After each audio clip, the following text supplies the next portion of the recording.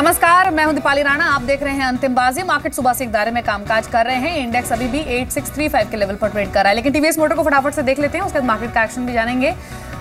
जो मुनाफा है वो 121 करोड़ आया है, बल्कि अनुमान था कि 125 करोड़ के आसपास मुनाफा रह सकता है। इनफैक्ट टीवीएस मोटर्स के जो नंबर्स आए हैं वो उसमें जो प्रॉफिटेबिलिटी की फिगर है वो 121 करोड़ की आई है। 100 करोड़ से बढ़कर जो मुनाफा है वो 121 करोड़ रहा है। प्रोजेक्शन से 125 करोड़ के आसपास का मुनाफा कंपनी पोस्ट कर सकती है। वहीं जो बिक्री है वो 2850 करोड़ रही है। मुनाफा टीवीएस मोटर्स का प्रोजेक्शन से कम रहा है, लेकिन इंप्रूवमेंट डेफिनेटली दिखी है। हालांकि और डिटेल्स भी आनी बाकी हैं। एबिटा मार्जिन में किस तरह का रिफ्लेक्शन दिखा है। हालांकि जो एबिटा है वो 200 करोड़ के आसपास रहा है टीवीएस मोटर्स का, लेकिन नेट प्रॉफिट में 21% का उछाल देखा गया है, 100 करोड़ से बढ़कर 121 करोड़। बाद द टाइम और डिटेल्स आती हैं टीवीएस मोटर्स की। इस बीच इनफैक्ट जो अब तक का मार्केट एक्शन रहा है वो जान लेते हैं, और जाने के लिए सीधे चलते हैं वीरेन के पास। बताइए वीरेन, इंडेक्स तो फ्लैट रहा, लेकिन किन किन सेक्टर्स में एक्शन दिखा? स्टॉक स्पेसिफिक एक्शन काफी है दीपाली, आप देखें, और इसको बाइफरकेट के आप करके आप सेक्टर स्पेसिफिक भी देख सकते हैं। आप इंडेक्सेस को देखिए, निफ्टी ऑलमोस्ट आप देखिए 8600 के ऊपर, लेकिन 8650 पे एक सप्लाई है। सप्लाई क्या है? इनफैक्ट मैं कह सकता हूँ कि लैक ऑफ बाइंग इंटरेस्ट है, और आई थिंक एक्सपायरी के ऑलमोस्ट आप देखिए जो टॉप गियर होता है, जिसमें इंडेक्सेस एक छोटी सी रेंज में ट्रैप होने की कोशिश करते हैं, कॉल राइटर्स हावी होते हैं, पुट राइटर्स हावी होते हैं। आई थिंक एक फीलिंग आ रही थी कि शायद निफ्टी आज उसी रेंज में है। फिर आते हैं, अगर आप देखें अभी तक तो फर्दर टाइमिंग रेंज बाउंड के संकेत ही हैं। मेटल्स, बैंक, कंज्यूमर ड्यूरेबल्स, ये अगर आप देखें 3 ऐसे स्पेस रहे जहाँ पे काफ़ी स्ट्रॉन्ग मूव था। स्पेशली अगर आप देखें आज टाटा स्टील ने सरप्राइज किया। अगर आप देखें strong move, top OI gainer रहा Tata steel within the index. बाकी अगर आप देखें तो एडीएजी और एमटेक ग्रुप के स्टॉक्स को देखें, I mean sharp move. Look at Amtek Auto, look at Castex Technologies. अगर आप देखें 4-5 रुपए के स्टॉक आप देखें ऑलमोस्ट 16-17 स्ट्राइक करते हुए। तो एडीजी ग्रुप और एमटेक इस वक्त सेंटर ऑफ अट्रैक्शन है। बाकी अगर आप देखें ऑटो, फार्मा और पेंट कंपनी के शेयरों में आज थोड़ी सी आप देखें दबाव की स्थिति है। फार्मा वैसे भी काफ़ी अगर आप देखें चल चुका था।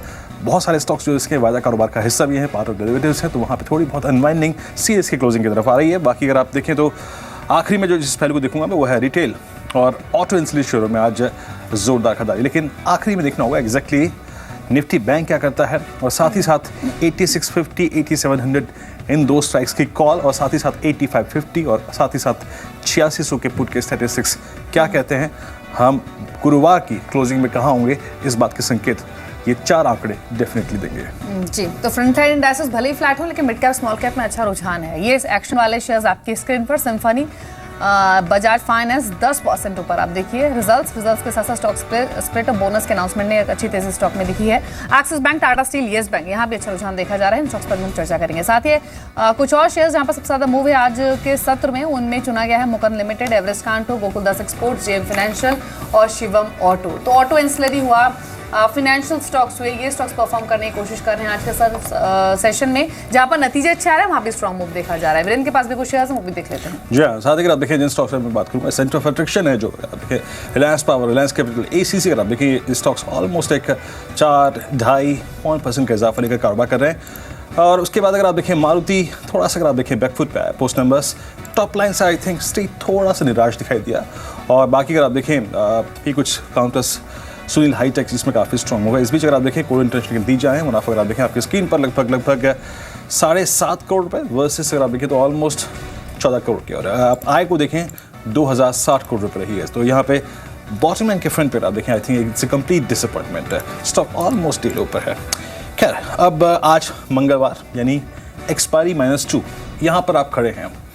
चंदन तापड़िया हैं हमारे साथ, डेरिवेटिव्स एंड टेक्निकल से बात करेंगे। चंदन, गुड आफ्टरनून, कार्यक्रम में स्वागत है। चंदन, अभी आप एग्जैक्टली निफ्टी और बैंक निफ्टी दोनों इंडेक्सेस पे क्या कर रहे हैं? आई मीन क्या आप एक डायरेक्शनल ट्रेड ले रहे हैं, दिशा में ट्रेड ले रहे हैं? आपको 50-100 पॉइंट मिलने की संभावना है या नहीं? अब आप ऊपर की तरफ कॉल राइटर हैं, नीचे की तरफ पुट राइटर है, अब आप एक रेंज गेम खेल रहे हैं। जी हाँ, देखिए अभी तक हम यहाँ पे एक positive to range bound trade के लिए तैयार हो रहे हैं। हमारा मानना है कि बाजार है यहाँ पे 85, 80, 85, 50 के सपोर्ट को होल्ड करके ऊपर में 8700 तक का अटेम्प्ट मार सकता है। इसलिए हम यहाँ पे 8600 to 8700 का बुल कॉल स्प्रेड सजेस्ट कर रहे हैं, जिसमें 8600 का कॉल लेना है और 8700 का कॉल लेना है। ओवरऑल मार्केट का व्यू देखें तो 9 दिनों के कंसोलिडेशन के बाद बाजार ने कल ब्रेकआउट दिया था। उससे पहले 84.75 से लेके 85.95 के बीच में ट्रेड कर रहा था, और उस कंसोलिडेशन के बाद में आज वापस एक थोड़ा सा पोज देखने को वाला है, बट जिस हिसाब से सपोर्ट्स के ऊपर बाजार होल्ड कर रहा है, थोड़ी सी भी फॉलो बाइंग आती है तो बाजार 8680 से लेके 8700 की तरफ जा सकते हैं। और ऑप्शंस का डेटा भी ये इंडिकेट कर रहा है, क्योंकि देखिए 2 ट्रेडिंग सेशन में नीचे की high at the money put में लगभग 40 लाख शेयर्स के ओपन इंटरेस्ट बढ़े हैं, चाहे आप 8500, 8550, 8600, 8650 की पुट को देखें तो, बट ऊपर में 8650, 8700 की कॉल्स में राइटिंग इंटेक्ट है, इसलिए यहाँ पे positive move but limited upside लग रही है। जी, आशीष कुकरेजा भी हमारे साथ मौजूद है, उनसे बातचीत कर लेते हैं। गुड आफ्टरनून आशीष। आशीष, अर्निंग से शुरुआत कर लेते हैं। 2 ऑटो कंपनियों के आज नतीजे आए। थोड़ी देर पहले मारुति सुजुकी के नंबर्स आए, जो कि पैरामीटर्स जो कि सेट किए गए थे, जो प्रोजेक्शंस थी उससे कहीं बेहतर आए हैं। प्रॉफिटेबिलिटी 25% इंप्रूव हुई है, टोटल सेल्स में भी 10% ज्यादा की इंप्रूवमेंट दिखी है। तो जो अनुमान था उससे बेहतर नंबर कंपनी ने पोस्ट किए, और साथ ही अभी भी नंबर्स आए हैं टीवीएस मोटर्स के। तो दोनों ही नंबर्स आपको कैसे लगे, और पोस्ट अर्निंग्स अब आपका आउटलुक क्या है दोनों स्टॉक्स पर, क्योंकि काफी चल चुके हैं दोनों शेयर्स? देखिए, अभी डिटेल में तो मैंने नंबर्स नहीं देख पाया हूँ in this move, but I think जिस तरीके से एक्सपेक्टेशन थी मारुति के उन्हीं लाइंस पे आए, थोड़े जो मैंने फेस ऑफ इट देखे हैं उम्मीद से बेहतर है। बट डेफिनेटली टीवीएस जो मैंने अभी थोड़ी देर पहले देखा, मार्जिन्स में थोड़ा तकलीफ दिख रही है।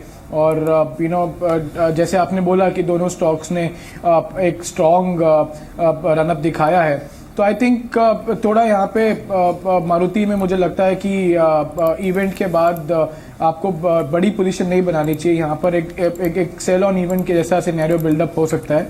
और टीवीएस आई थिंक ऑलरेडी थोड़ा अपना टेम्पो तो लूज कर चुका है। Let's see where it settles, but I think और बहुत बड़ी गिरावट भी टीवीएस में एक्सपेक्ट करना गलत होगा, क्योंकि इवेंट इमीडिएटली रिजल्ट के बाद एक नेगेटिव मूवमेंट आया है। I think market somewhere expected कि रिजल्ट उतना खास नहीं होगा। लेकिन आशीष, आप एक चीज़ देखिए, आई मीन मारुति के नंबर्स में एक लीड आपको एक्सिस बैंक या फिर इंडसइंड बैंक या फिर आईसीआईसीआई बैंक से देना चाहूँगा। Let's take IndusInd Bank for instance. आप देखिए लगभग मेरे ख्याल से 1100 के आसपास नतीजे आए थे, 1080 1100 का भाव था। पोस्ट नंबर्स कुछ हाउस व्यूज आए 1220 और 1180 के। स्टॉक आज 1160 स्ट्राइक कर चुका है। धीरे धीरे ये स्टॉक्स आई मीन जो कि अपने नंबर्स दे चुके हैं, नंबर्स के बाद काफ़ी स्ट्रॉन्ग रिएक्शन भी दे चुके हैं, इन स्टॉक्स में आप क्या कर रहे हैं? I mean it's time up to convert your profits into cash, specially IndusInd Bank. देखिए इस समय मार्केट जो रिएक्शन रिजल्ट्स को देगी वो बहुत स्ट्रांग रहेंगे, क्योंकि इस क्वार्टर में पूरा का पूरा जो एनालिस्ट लॉबी है वो उस हिसाब से जा रहा है कि यहाँ पर अब रिजल्ट्स का जो जिसे कहते हैं दूध का दूध और पानी का पानी होने जैसा है। अब आप कोई बहाना नहीं मार सकते, किसी भी तरह से आप आके नहीं बोल सकते कि ये फैक्टर्स की वजह से, क्योंकि कुछ मैक्रो नंबर स्ट्रांग हैं, लिक्विडिटी की सिचुएशन थोड़ी बेहतर है। तो to cut the long story short Virendra, I think आपको एक्सट्रीम रिएक्शंस देखने को मिलेंगे। आप ये मत समझिएगा कि कोई स्टॉक का ओवरनाइट फंडामेंटल चेंज हो गया है उस एक्सट्रीम रिएक्शन की वजह से, बट वो आएगा ज़रूर। सो आई थिंक यस, जहाँ मार्केट थोड़ी हैवी तो हो चली है, जो हमारे मीन वैल्यूएशंस हैं हम उनके ऊपर ट्रेड कर रहे हैं कुछ सेक्टर्स में और कुछ स्टॉक्स में भी, तो डेफिनेटली ज़रूर ऐसे सिचुएशंस हैं आएंगे रिजल्ट्स के बाद जहाँ पर आपको थोड़ा बहुत मुनाफा वसूली पे ध्यान देना चाहिए, कंसिडरिंग कि पूरी मार्केट भी थोड़ी हैवी है इस समय। जी, इनफैक्ट बैंकिंग की बात हुई तो 2 स्टॉक सबसे ज़्यादा एक्टिव हैं आज प्राइवेट बैंक्स में। एक तो एक्सिस बैंक जो कि आपकी स्क्रीन पर दिखाई पा रहा है, और दूसरा है येस बैंक। कल नतीजे भी आने हैं येस बैंक के। दोनों स्टॉक्स पर आपका टेक्निकल व्यू क्या है? चंदन, कोई ट्रेड नेक्स्ट सेशन के लिए कैरी करेंगे इन दोनों स्टॉक्स पर या फिर नहीं? जी हाँ, देखिए बैंकिंग काउंटर में हम यस बैंक और इंडसइंड बैंक में हमेशा पॉजिटिव और बायर रहे हैं। यस बैंक हर लेवल पे यहाँ हम पॉजिटिव राय दे चुके हैं, लगातार यहाँ पे हाई टॉप्स आया, बॉटम फॉर्मेशन बन रहा है, और पिछले लगभग 12 से 18 महीने में यहाँ पे लगातार ऊपर के स्तरीय छूने को काउंटर में मिल रहे हैं। तो मेरे हिसाब से जब तक 1150 का लेवल होल्ड करता है या उसके नीचे नहीं तोड़ता है, तब तक बाय ऑन डिक्लाइन की रणनीति रहेगी। ऊपर में लगभग 1250 1265 तक के एक्सटेंडेड रिट्रेसमेंट मूव देखे जा सकते हैं। तो रिजल्ट के चलते जरूर थोड़ी वॉलेटिलिटी आ सकती है, बट जब तक 1150 के ऊपर होल्ड है यहाँ पे पॉजिटिव राय काउंटर में रहेगी। इंडसइंड बैंक की बात करें यहाँ पे, तो इंडसइंड बैंक में भी एक नया ब्रेकआउट दिया है, नए 52 वीक्स हाई के आसपास स्टॉक ट्रेड कर रहा है, और यहाँ पे भी 1200 तक के लेवल देखे जा सकते हैं। नीचे में 1130 एक सपोर्ट का काम करता हुआ नजर आएगा। एक्सिस बैंक देखें 3-4 दिन पहले एक सप्लाई ट्रेंड लाइन को तोड़ के उसके नीचे कामकाज किया था, इसलिए प्रॉफिट बुकिंग हुई थी। रिजल्ट ने भी थोड़ा सा डिसअपॉइंट किया था, बट जिस हिसाब से 518 517 के बेस को वापस होल्ड करके रिवर्स हुआ है, लग रहा है यहाँ पे 565 तक के स्विंग आ सकते हैं। तो एक्सिस बैंक बैंक थोड़ा सा रेंज बाउंड रहेगा, बट येस बैंक और इंडसइंड बैंक में हमारा पॉजिटिव प्रेफरेंस रहेगा। एक स्टॉक चंदन जिसके बारे में स्ट्रीट में ना आज की तारीख में सबसे ज़्यादा बात हो रही है, मेटल स्पेस में टाटा स्टील चल चुका है, मैं टाटा स्टील को नहीं छूंगा।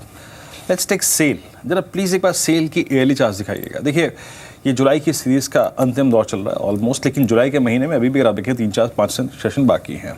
लेकिन जाइए प्लीज़ इसके मंथली कैंडल्स को देखिएगा एक बार चंदन। एक तो इसके मंथली चार्ट में आप देखूं कि आई थिंक ये ऑलमोस्ट 2016 का दूसरा ऐसा महीना है जब कंसेक्यूटिव महीना जब ये स्टॉक पिछले क्लोज के ऊपर है महीने दर महीने, और साथ ही साथ अब 50 के क्रिटिकल लेवल को ब्रीच कर रहा है।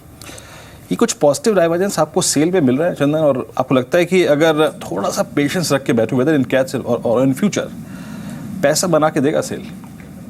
जी हाँ, बिल्कुल सही कहा, और यहाँ पे काफी ज्यादा टेक्निकल तथ्य सामने उभर कर आ रहे हैं।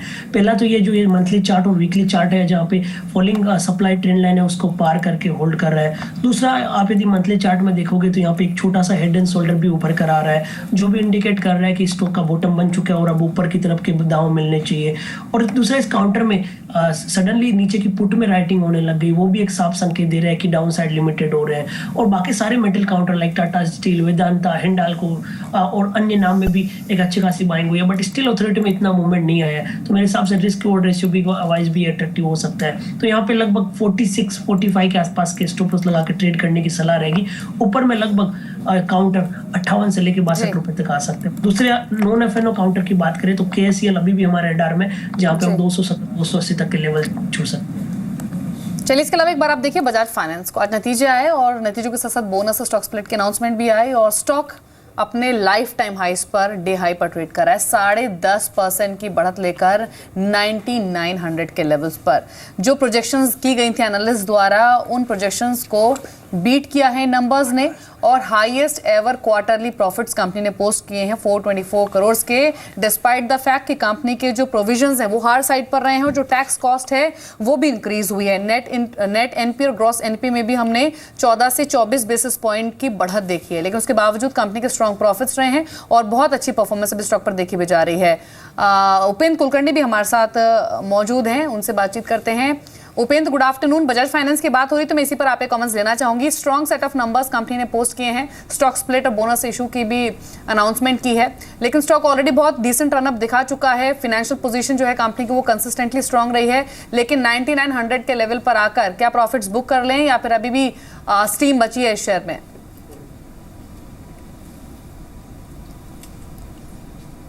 आप बजाज फाइनेंस की बात करिए दीपाली जी, तो मेरा व्यू है कि ये शेयर लॉन्ग टर्म के लिए होल्ड करने के लिए अच्छा है। This is been my view for long time and fortunately ये उसी धारा में गया है, performance, fundamental performance point of view as well as stock market perspective. इसका रीज़न सिंपल है, जो बिजनेस में है that business is finance business जो है बहुत लुक्रेटिव है, स्पेशली रिटेल सेगमेंट जिसके ऊपर वो कॉन्सेंट्रेट कर रहे हैं बहुत ही लुक्रेटिव है। And the other subsidiaries also उनकी बहुत स्ट्रॉन्ग अच्छी तरह से चल रही है।